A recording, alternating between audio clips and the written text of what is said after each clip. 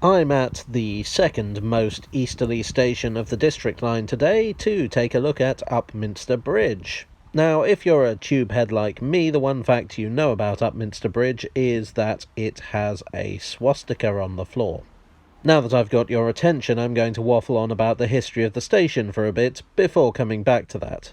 So this line was built by the London, Tilbury and Southend Railway in 1885, but this station came much later. There's a whole lot of complicated railway politics at work, and if I can find a way to describe them without causing widespread unconsciousness in my viewers, then someday I might make a video talking about that. But basically, the London, Tilbury and Southend Railway got taken over by the Midland Railway in 1912, even though it's nowhere near the Midlands. Then the Midland Railway got taken over by the London, Midland and Scottish Railway, or LMS, in 1923, meaning that the LMS wound up with this odd little strand heading out into Essex.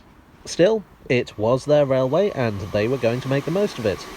So they upgraded this line for an improved commuter service. That meant building extra tracks, electrifying them, and adding a number of stations in between the old ones. Upminster Bridge opened in 1934. Oddly enough, even though it was owned by the LMS, services were always operated by the Underground. The LMS only ran fast trains that totally skipped most of the suburban stations, including this one. Upminster Bridge would eventually become an official Underground station in 1969. The station is considered to be a very fine example of LMS suburban architecture, incorporating a number of period-typical features. I rather like these Art Deco benches. The crimson and cream colour scheme is taken from the LMS, who painted their stations in those colours. And then there's the ticket hall. Well, it has this phone box inside the hall, which you want to know about the swastika, don't you?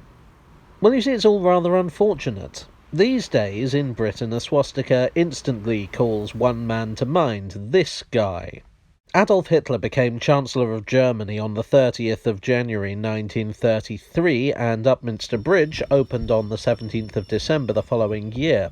When the station was built, Hitler was controversial in some quarters, but his name hadn't yet become the shorthand for absolute evil. Actually, at the time, he was pretty favourable to Britain and expressed admiration for the British Empire.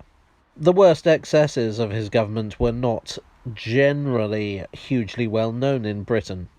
Meanwhile, in Britain, fascism was still seen as a fairly legitimate, if extreme, political movement.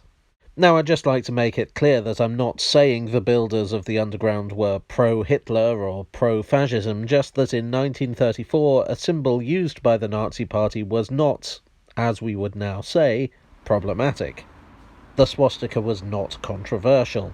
Actually, the swastika is an ancient symbol that for most of its existence had positive connotations. The Station History Board at Upminster Bridge coyly describes the design as a Sanskrit symbol signifying good fortune, which is absolutely true. The swastika has existed for at least 2.5 millennia, and originates on the Indian subcontinent. The word comes from Sanskrit. It's a religious symbol in Hinduism, Jainism and Buddhism, which, as the chaps from the London Transport Museum rightly observed, signifies good fortune. Some scholars also identify it as representing universal order. It's been found in ancient cultures all over the world where it has different meanings, usually positive. In Europe, before Hitler came along and ruined the symbol like it was Coventry or something, it was a secular symbol of good luck. It's actually a little bit unnerving in the modern era to look back and see just how common the swastika motif was. Even today, the swastika is still in common use in Asia, where the old meaning is dominant over the new one. Mind you, even Hitler himself doesn't have quite the same impact in Asia as he does over here. So where does that leave Upminster Bridge? Well, oddly enough, the swastika there just doesn't seem to be that controversial. Sure, it raises eyebrows, but there don't seem to be widespread demands for its removal, even considering that it's facing right, as the Nazi swastika always does. There was a petition to remove it earlier this year, but it went nowhere, mostly because online petitions are useless. I think I've seen more people suggest that it might be found offensive than I've seen actually being offended by it. So, the Upminster Bridge swastika remains. And who knows, perhaps in years to come the symbol might once again revert to its old meaning in the West, and its time as a sign of hate will be nothing more than a blip in history.